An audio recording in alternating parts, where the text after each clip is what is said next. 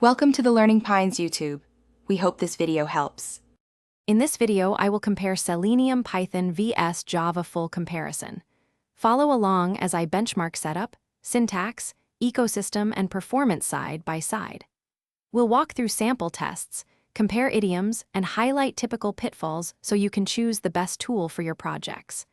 I'll show concise examples, measure execution speed, and discuss community support to make your decision clear. Expect practical tips and a final recommendation you can apply immediately. Setting up Selenium differs between Python and Java, and I will walk you through both in plain terms. For Python, pip and virtual environments make isolation simple, while Java typically uses Maven or Gradle and a JDK. I'll show minimal working setups, common pitfalls, and how to manage dependencies reliably. By the end, you will understand the practical overhead of each approach and which setup fits your workflow best. Syntax and test architecture shape long-term maintainability, and I'll explain trade-offs in friendly detail. Python's concise style lets you write quick tests, while Java's strong typing provides explicit contracts and easier refactors at scale.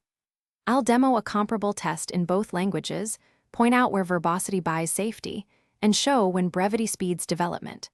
These examples will help you weigh readability, speed, and maintain.